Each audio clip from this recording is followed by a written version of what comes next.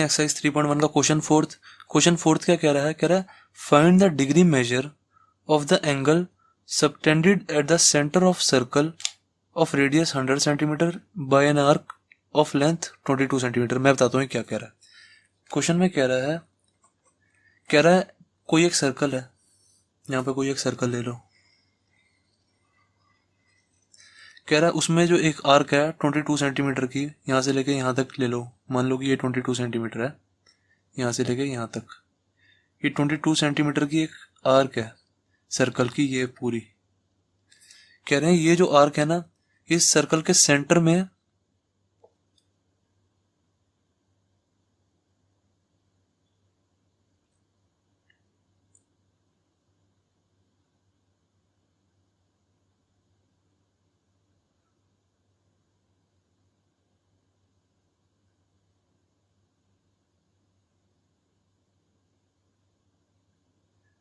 कितने degrees angle बनाती है ये बताओ। मतलब ये जो आर्क है ये यहाँ पे कितना डिग्रीज एंगल बना रही है, कितना डिग्री एंगल सबटेंड कर रही है, ये वाला एंगल निकालना है हमें। ये इसको थीटा मान लो। अब गाइस मैंने आपको बताया था, जो ये तो सबसे पहले जो हमारी रेडियस दी हुई है वो लिख लो, 100 सेंटीमीटर की हमारी रेडियस है।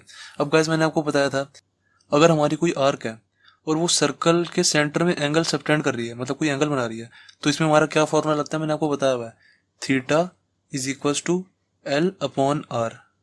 मैंने आपको जब चैप्टर 3 के बेसिक्स बताए थे उसमें मैंने आपको ये फॉर्मूला बताया हुआ है, theta is equal to L upon R. और जो ये वाला थीटा होगा ये always in radian, always in radian ये आएगा। ये वाला जो थीटा हमेशा रेडियन में आएगा। हमारी कोई आर्क होती है, जब भी वो कोई सर्कल के सेंटर पे एंगल सबटेंड करती है ना, तो ये वाला फॉर्मूला लगता है, theta is equal to L upon R. L होती है हमारी ये आर्क, जितनी हमारी आर्क की मतलब जो लेंथ है, एल होती है हमारी length of arc, length of arc upon में आर होता है हमारा रेडियस, और थीटा तुम्हारा एंगल हुआ। और जो हमेशा तुम्हारा ये वाला थीटा बनता है ना, इस वाले फॉर्मूले में जो हमारा ये थीटा निकलता है ये हमेशा रेडियन में निकलता है। अब क्वेश्चन में हमें यही करेंगे इसको डिग्री में बना दो बस। पहले तो इसका एंगल निकाल दो, फिर उसको डिग्री में निकाल दो, फाइंड द डिग्री मेजर। ठीक है, तो हम डिग्री में निकाल देंगे, कोई दिक्कत नहीं है। पहले इसको रेडियन में निकाल के उसको डिग्री में कन्वर्ट कर देंगे। तो इस वाले फॉर्मूले में रख दो एल कितना है हमारा 22, तो एल की जगह 22 रख दो। आर कितना है हमारा 100 सेंटीमीटर, तो 100 रख दो यहाँ पे। अब इसको काट दो जितना कट रहा है, 2 11 जा 2 50 जा, तो बस ये 11/50 आ गया। थीटा इज इक्वल टू हमारा 11/50 आ गया। Theta is equal to 11/50 radian में आएगा। ये चीज़ हमेशा याद रख लेना, जो एंगल आएगा हमेशा रेडियन में आएगा। अब इस रेडियन को कह रहे हैं कि ये डिग्री में निकाल दो, फाइंड द डिग्री मेजर। इसका हमें डिग्री बनाना है। ये हमने तो ऐसे क्वेश्चन 1 क्वेश्चन 2 में हमने किया तो है, क्वेश्चन 2 में रेडियन में डिग्री में लेके, रेडियन को हम डिग्री में कन्वर्ट करके लेके गए हैं क्वेश्चन 2 में, वही है बस। अब इसको 11/50 है हमारा, इसको डिग्री में कन्वर्ट करेंगे। जब डिग्री में कन्वर्ट करते हैं तो किससे मल्टीप्लाई करते हैं, 180 अपॉन में पाई से, मैंने बताया हुआ आपको। तो इसको कर दो 180 अपॉन में पाई से मल्टीप्लाई, तो ये आंसर जो आएगा हमारा डिग्रीज में आ जाएगा, डिग्रीज में। सही है। अब देखो 11/50 को मैंने 180/पाई से मल्टीप्लाई कर दिया। अब ये पाई की वैल्यू डाल दो, पाई की वैल्यू 22/7 होती है, इसको इसकी जगह यहाँ पर डाल दो 11/50 इंटू में 180 अपॉन में 22 7 ऊपर चला जाएगा। ठीक है, देन अब जो जो कट रहा है उसको काट दो पूरा, 0 से 0 गया, ये 11 से ये 2 पे चला जाएगा, 11 2 22 होता है। देन और कुछ तो नहीं कट रहा, मैंने देखा ये कट रहा है 2 9 सा, फिर देखा मैंने और कुछ तो नहीं कट रहा, बस नहीं कट रहा, तो इसको ऐसे कैसे लिख दिया। कितना आ गया 7 9 सा 63 अपॉन में 5 डिग्रीज। अभी मेरा डिग्रीज में आंसर आ गया। अब मैंने आपको बताया था डिग्री में मेरा कभी भी फ्रैक्शन में नहीं होना चाहिए। अगर ये ऐसे आता मेरा 63 डिग्री तो मैं इसको यहीं पे छोड़ देता। अभी मेरा फ्रैक्शन में आ रहा है, तो इसको मैं कन्वर्ट करूंगा फिर मिनट्स में, फिर इसको कन्वर्ट करूंगा सेकंड्स में। अगर मिनट भी मेरा फ्रैक्शन में आएगा तो उसको फिर सेकंड में मेरे को कन्वर्ट करना पड़ेगा। मेरा फ्रैक्शन में नहीं होना चाहिए। अब ये डिग्री मेरी फ्रैक्शन में आ रही है, तो इसको मैं क्या करूंगा, सबसे पहले इसको डिवाइड कर दो। 63 को 5 से डिवाइड किया, कितना आ जाएगा 5 12 जा 60 होता है, बचा कितना 3। तो जो मेरा क्वेश्चन आया वो मेरी डिग्री आ जाएगी, क्योंकि यहाँ पे हमारा डिग्री चल रहा है। क्वेश्चन कितना है हमारा 12, तो आंसर में मेरा कितना आ गया 12 डिग्री मैं क्या लिखूंगा, रिमाइंडर बाय डिवाइजर, ये मेरा डिवाइजर है, ये मेरा रिमाइंडर है, प्लस रिमाइंडर कितना है 3 अपॉन में divisor, plus remainder by divisor करते हैं ना, डिवाइजर कितना है 5, ये मेरा डिग्रीज में ये आ गया। देन अब इसको मुझे मिनट में डालना पड़ेगा, जो मेरी फ्रैक्शन आई है ना ये वाली, इसको मुझे मिनट में डालना है। तो मुझे पता है 1 डिग्री में 60 मिनट्स होते हैं, 1 डिग्री में 60 मिनट्स होते हैं, तो 3/5 डिग्री में कितने मिनट होंगे, इसको 60 से मल्टीप्लाई कर दो बस। तो ये जो मेरा ये आया है, ये जो मेरा आंसर है किस में आया, ये हमारा मिनट्स में आ गया। सही है। तो 3/5 इंटू में 60, अभी इसमें से जो जो कट रहा है उसको काट दो। मैंने देखा मेरा क्या कट रहा है इसमें, 5 12 पे ये चला जाएगा। सही है, और कुछ तो नहीं कट रहा, और कुछ कट ही नहीं रहा। देन लिख देंगे इसको 12 डिग्री प्लस 12 3 जा 36, और ये क्या है मिनट्स में है, तो इसको मिनट्स लिख दो बस यहाँ पे। बस ये हमारा आंसर। मिनट्स तो मेरा फ्रैक्शन में आया नहीं, तो मुझे आगे सेकंड्स में कन्वर्ट करने की जरूरत ही नहीं है। अगर मेरा मिनट्स भी फ्रैक्शन में आता तो मैं फिर उसको सेकंड्स में कन्वर्ट करता। अभी मिनट्स तो मेरा डायरेक्ट आ गया, फ्रैक्शन में तो आया नहीं, फ्रैक्शन में नहीं आता, तो बस मैं यहीं पे छोड़ देता हूँ। तो 12 डिग्री प्लस 36 मिनट्स मेरा आंसर। इसको मैं ऐसे भी लिख सकता हूँ, 12 डिग्री 36 मिनट्स, प्लस बीच में से हटाना हटा दो, चाहे यहाँ भी छोड़ दो तो भी सही है, यहाँ भी छोड़ दो तो भी सही है, कोई दिक्कत नहीं है। तो 12 डिग्री 36 मिनट्स मेरा क्वेश्चन 4 का आंसर हो गया। दैट्स इट, क्वेश्चन 4 हो गया कंप्लीट। अब गाइस देखते हैं क्वेश्चन 5। क्वेश्चन 5 क्या कह रहा है, कह रहा है in a circle of diameter 40 centimetre. कह रहा है एक सर्कल है, तो मैंने सर्कल बना दिया। कह रहा है इस सर्कल का जो डायमीटर है वो 40 सेंटीमीटर है, तो यहाँ पे लिख दो diameter is equal to 40 centimetre. Diameter 40 है तो रेडियस कितनी हुई 20 सेंटीमीटर, डायमीटर का हाफ हो गया। देन कह रहा है the length of chord is 20 centimetre. Chord होती है मतलब कोई भी सर्कल पे ना, एक पॉइंट से दूसरे पॉइंट पे ना जो कोई टच कर जाए वो कॉर्ड होती है। तो ये होगी हमारी कॉर्ड। कह रहा है कॉर्ड जो है वो 20 सेंटीमीटर की है, मतलब इसकी लेंथ यहाँ से लेके यहाँ तक 20 सेंटीमीटर है। देन कह रहा है find the length of minor arc of chord. Minor arc मतलब क्या होता है, माइनर आर्क ऑफ कॉर्ड कह रहा है। देखो माइनर आर्क क्या होगी, छोटी आर्क, ये कॉर्ड है, कॉर्ड के पास हमारी 2 आर्क्स लग रही हैं। कौन कौन सी, देखो एक तो ये माइनर आर्क होगी, यहाँ से लेके यहाँ तक ऐसे जा रही है, ये यहाँ तक, ये हमारी माइनर आर्क होगी, ये वाली, ठीक है, ये वाली माइनर आर्क होगी। अब जो कॉर्ड से जो दूसरी वाली आर्क लग रही है बड़ी वाली, यहाँ से लेके ऐसे जाके पूरी ये यहाँ तक, ये मेजर आर्क होगी। तो ये हमें कह रहे हैं माइनर आर्क जो है ना, इसकी लेंथ निकाल दो। Find the length of minor arc, मतलब हमें यहाँ से लेके यहाँ तक की जो माइनर आर्क है ना, इसकी लेंथ निकालनी है। ठीक है, ये हमारी क्वेश्चन मार्क है, तो हमने कहा निकाल देते हैं। जब भी गाइस मुझे कॉर्ड दी होती है ना क्वेश्चन में, तो मैं अगर मुझे रेडियस और कॉर्ड दोनों दी होती है, तो मैं जो रेडियस होती है ना उसको मैं हमेशा कॉर्ड से मिला देता हूँ। जैसे मुझे डायमीटर दिया हुआ क्वेश्चन में, डायमीटर दिया हुआ तो मतलब रेडियस दी हुई है ऑब्वियसली। जब भी मुझे रेडियस दी होती है ना, तो मैं उसको ना हमेशा कॉर्ड से मिला देता हूँ। मेरा क्वेश्चन करने का तरीका मैं आपको बताता हूँ कि मैं क्वेश्चन कैसे सोचता हूँ, आप भी ऐसे ही सोचा करो। मैं भी कोई रट्टा नहीं मार के बैठा हूँ क्वेश्चन का, आपको भी ऐसे ही सोचना है। अब जैसे मैंने देखा मेरे को कॉर्ड दी हुई है, तो इससे मैं रेडियस को मिला देता हूँ। रेडियस कितनी मेरी 20 सेंटीमीटर, इससे दोनों साइड बना दो, एक इस साइड रेडियस लग जाएगी, कितनी हो जाएगी ये भी 20, और इससे यहाँ पे इस वाले पॉइंट पे भी रेडियस लग जाएगी, ये भी 20 आ गया, क्योंकि दोनों रेडियस तो सारी 20 सेंटीमीटर ही होंगी सर्कल की। देन फिर मैंने देखा अगर अब मैं इससे कॉर्ड ये वाली माइनर आर्क की लेंथ कैसे निकाल सकता हूँ, यहाँ से लेके ये वाली।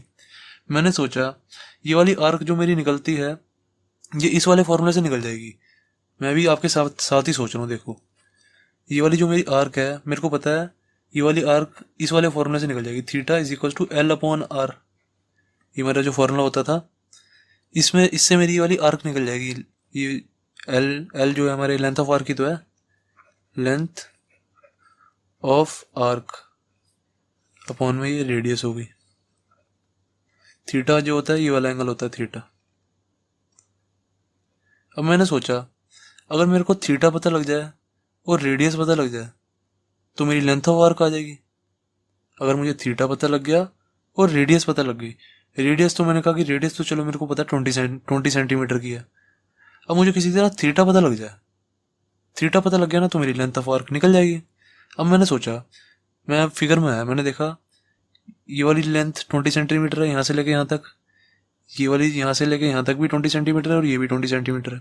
तो अब ये देखो, इसको मान लो ए, इसको मान लो बी पॉइंट, इसको मान लो सी पॉइंट। अब मैंने ध्यान से देखा, जो मेरा ट्रायंगल एबीसी है ये इक्विलेटरल ट्रायंगल नहीं बन रहा, क्योंकि इसके तीनों साइड इक्वल है। तो यहाँ पे हम लिखेंगे फ्रॉम फिगर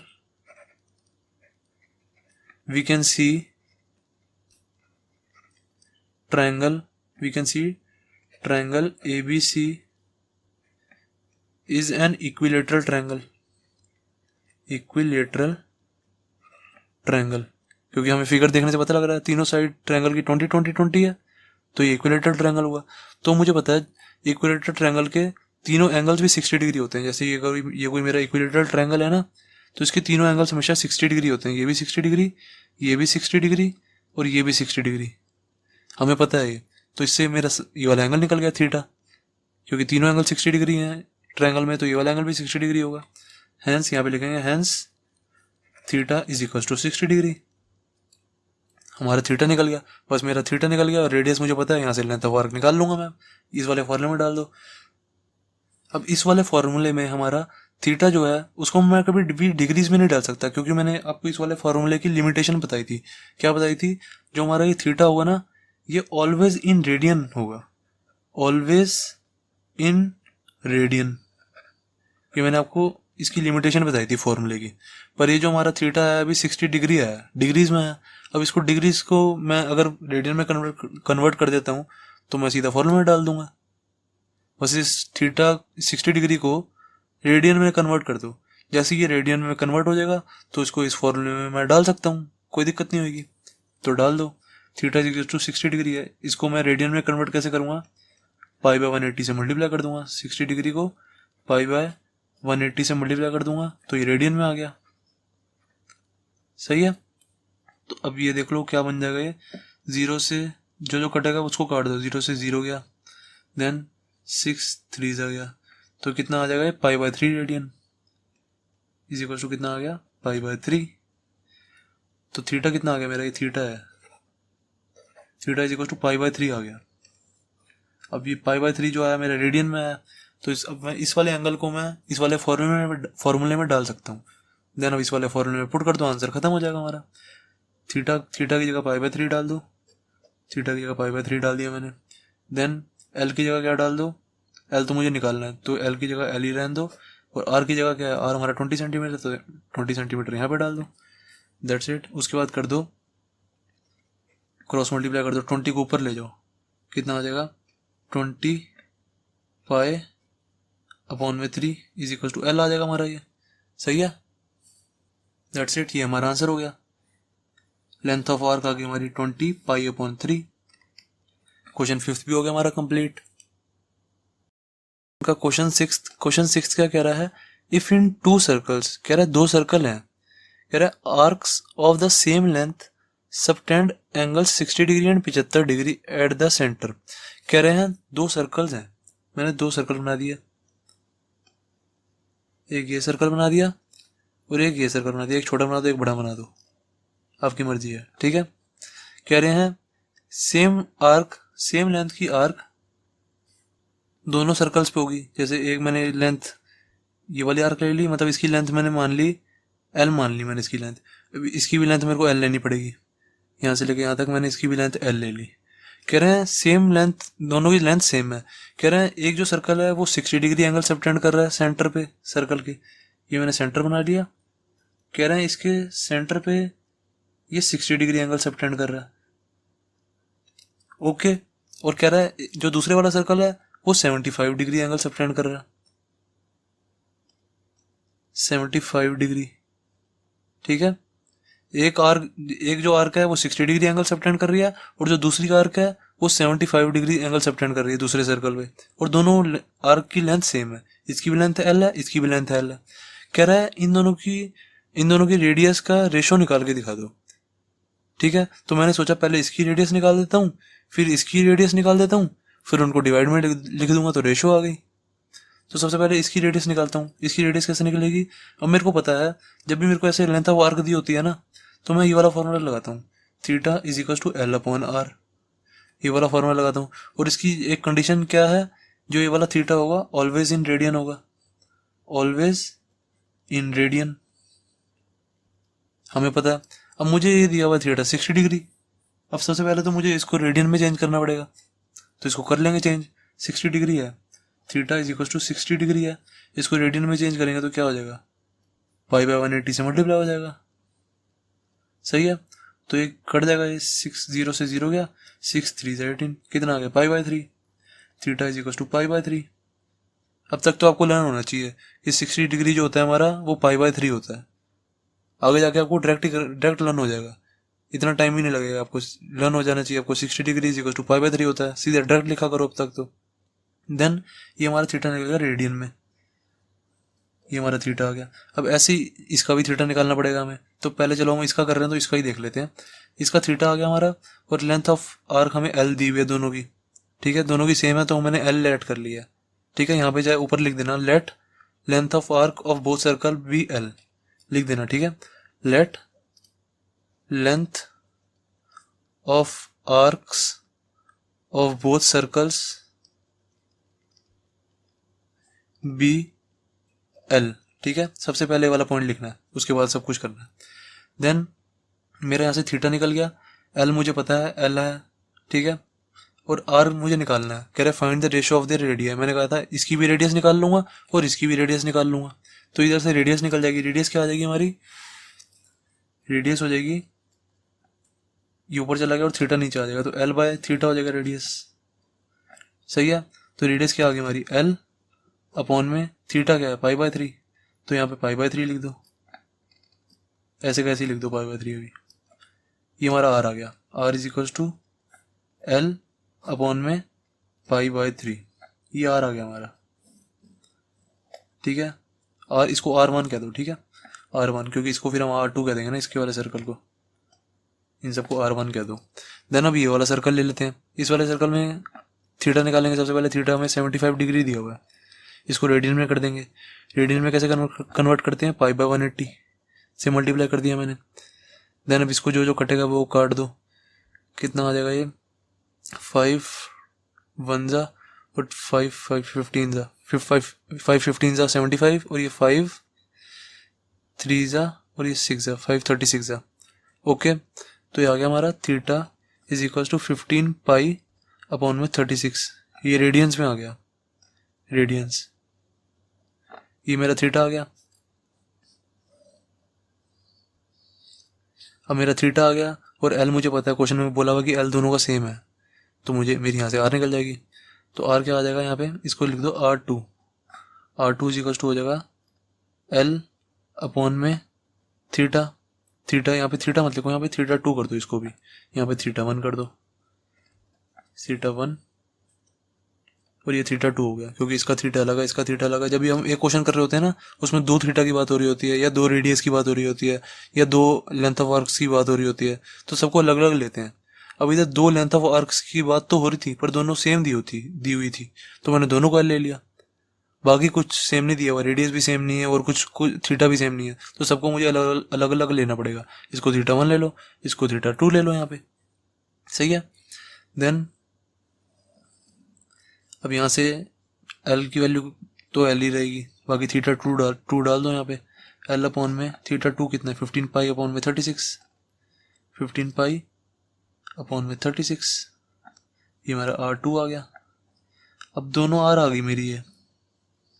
अब मुझे रेशियो निकालने के लिए कह रहे थे, तो R1 अपॉन में R2 कर दूंगा मैं इसको, मेरी रेशियो निकल आएगी, R1 अपॉन में R2, ये मेरी रेशियो होती है। तो क्या आ जाएगा, L अपॉन में क्या है पाई बाय 3, R1 की वैल्यू लिखी, उसके बाद डिवाइड का साइन लगा, ये वाला डिवाइड, उसके बाद R2 लिख दिया। R2 क्या है हमारा, L अपॉन में 15 पाई अपॉन में 36, सही है। अब जो जो कट रहा है उसको तो काट दो, अभी मत काटो, पहले इसको अभी थोड़ा सिंप्लीफाई करके लिख लो।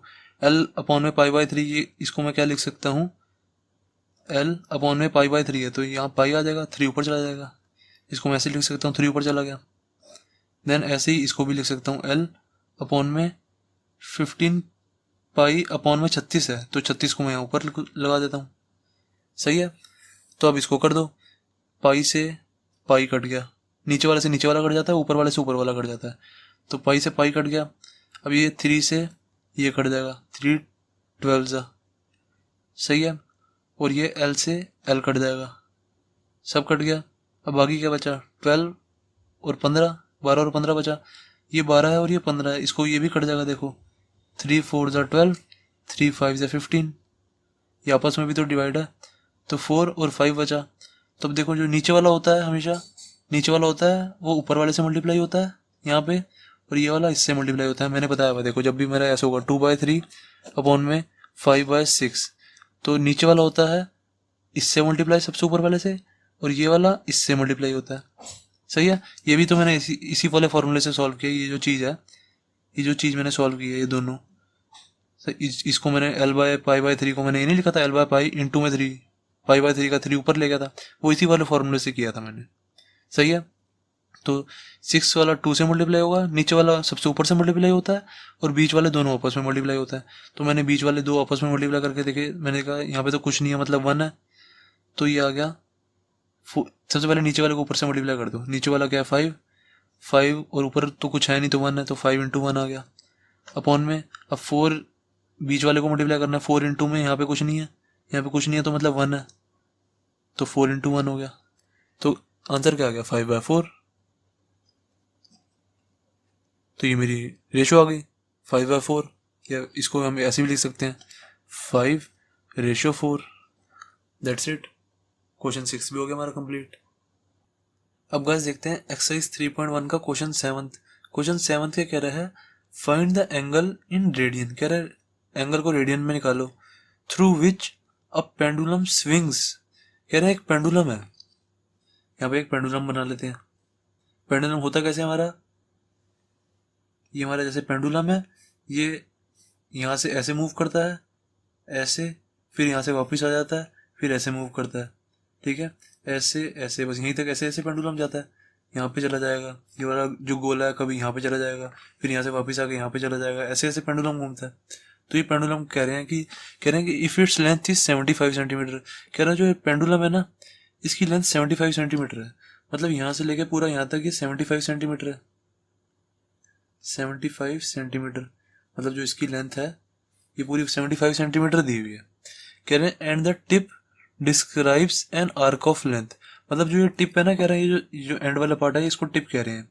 कह रहे हैं ये जो टिप है ना, ये बता रही है कि आर्क ऑफ लेंथ कितनी है। जैसे अगर ये कोई हमारा पेंडुलम है, ये हमारा पेंडुलम है, ये यहाँ से लेके यहाँ तक, पहले यहाँ तक गया और फिर यहाँ से वापस आया, यहाँ पर आ गया वापस, ऐसे बार बार ऐसे ऐसे ही हो जा रहा है, पहले यहाँ पे जाता है, फिर यहाँ से यहाँ पे चले जाता है, फिर यहाँ से फिर दोबारा यहाँ पे चले जाता है। तो ये जो है, ये जो डिस्क्राइब कर रहा है, ये वाली लेंथ डिस्क्राइब कर रहा है यहाँ से लेके यहाँ तक, तो इसको कह रहे हैं ये आर्क ऑफ लेंथ है। इस चीज को आर्क ऑफ लेंथ कह रहे हैं, क्योंकि पेंडुलम आपने देखा होगा एक जगह से दूसरी जगह बस जाता है, यहाँ से यहाँ, यहाँ से यहाँ, यहाँ से यहाँ, यहाँ से यहाँ, बस ये इसी जगह पे जाता है। तो ये वाली लेंथ को कह रहे हैं ये आर्क ऑफ लेंथ है। ये आर्क ऑफ लेंथ क्या होगी हमारी, एल होगी एक तरह की, सही है। फिर कह रहे हैं हमें, जो कह रहे हैं एंगल रेडियन में निकालने के लिए कह रहे हैं। अब जो ये हमारा जो पेंडुलम होता है ना, ये वाला फॉर्मूला सेटिस्फाई करता है, theta is equal to L upon R. मुझे कैसे पता लगा, देखो जैसे ये कोई हमारा सर्कल है, ये इसका सेंटर हो गया, ये वाली चीज जहाँ से पेंडुलम की जो सुई है वो सुई शुरू हो रही है, वो हमारा सेंटर हो गया। और ये चीज हमारी एल दी हुई है, यहाँ से लेके यहाँ तक ये हमें एल दी हुई है, ये चीज यहाँ से लेके यहाँ तक ये एल दी हुई है, सही है। और ये हमारा पेंडुलम चल रहा है यहाँ पे, यहाँ से यहाँ पे, यहाँ से यहाँ पे, फिर यहाँ से वापस, फिर ऐसे वापस, ये हमारा पेंडुलम चल रहा है। एक तरह का ये सर्कल ही तो बन रहा है पूरा बड़ा, और इसके अंदर ये वाली चीज ये ऐसे बन रही है। देन हमें कह रहे हैं इसका एंगल निकालो रेडियन में। मुझे पता है जब ये मेरा फॉर्मूला लगता है theta is equal to L upon R, ये वाला जो एंगल होता है हमेशा रेडियन में आता है, ये वाला जो एंगल होता है हमेशा हमारा रेडियन में तो आता है। इसको मान लो थीटा है, ये जो थीटा होता है हमारा रेडियन में आता है हमेशा, तो इसमें तो हमें कुछ चेंज करने की जरूरत ही नहीं है। देन इस वाले फॉर्मूले में पुट कर दो एल की वैल्यू और आर की वैल्यू। अब इसमें हमें बोला हुआ है तीन लेंथ ऑफ आर्क तीन इन्होंने डिस्क्राइब की। मैं कह रहे एक बार एक कोई पेंडुलम है उसकी लेंथ ऑफ आर्क 10 सेंटीमीटर होगी, कह रहे हैं एक और कोई दूसरा पेंडुलम है उसकी लेंथ ऑफ आर्क 15 सेंटीमीटर होगी, ठीक है, और एक और कोई पेंडुलम है उसकी लेंथ ऑफ आर्क 21 सेंटीमीटर होगी। तीन कोई पेंडुलम की बात कर रहे होंगे, हम तीनों का थीटा निकाल देंगे, कोई दिक्कत नहीं है हमें। सबसे पहले थीटा 1 निकाल दो, इसको L1 कह लो, इसको L2 कह लो, इसको L3 कह लो, सही है। थीटा 1 is equal to L1 upon में R1 हो जाएगा, सही है ना। रेडियस को तो आर ही रहने दो, क्योंकि तो रेडियस तो सबकी सेम ही होगी, क्योंकि इन्होंने बोला हुआ है लेंथ इज 75 सेंटीमीटर। जो पेंडुलम की लेंथ है वो 75 सेंटीमीटर है, यहाँ से लेके यहाँ तक, यही तो हमारी रेडियस होगी। देखो यहाँ से लेके यहाँ तक ये हमारी रेडियस नहीं होगी, सर्कल की पूरी एंड तक टच हो रहा है, ये हमारी रेडियस होगी। ऐसी ये वाली चीज़ भी रेडियस होगी हमारी, और यहाँ से यहाँ तक भी ये भी रेडियस होगा। तो रेडियस तो सबकी सेम ही होगी सारे पेंडुलम की, कह रहे हैं, क्योंकि हमें एक ही रेडियस दी हुई है इन्होंने, लेंथ हमें 75 सेंटीमीटर ही दी हुई है। अगर हमें 3 लेंथ दी होती, पेंडुलम की 3 तरह की लेंथ है, तो हम अलग अलग लेते, R1 R2 R3 लेते। सबसे पहले हम थीटा 1 निकालते हैं, ऐसे ही थीटा 2 निकालेंगे। थीटा 2 क्या हो जाएगा हमारा L2 अपॉन में R, ऐसे ही थीटा 3 हो जाएगा, theta 3 is equal to L3 upon में R, ये हो जाएगा। तो तीनों थीटा निकाल लेते हैं। थीटा 1 सबसे पहले थीटा 1 क्या आएगा, L1 क्या है हमारा, L1 हमारा 10 है, 10 अपॉन में R कितना है, R 75 है, ठीक है। R इज इक्वल टू 75 दिया हुआ है हमें सेंटीमीटर। देन अब इसको कट कर दो, जितना कट होगा, 5 2 जा, ये कितना आ जाएगा, 5 1 जा और 5 15 जा, 15 जा, 5 15 जा होता है 75, तो आ गया हमारा 2/15।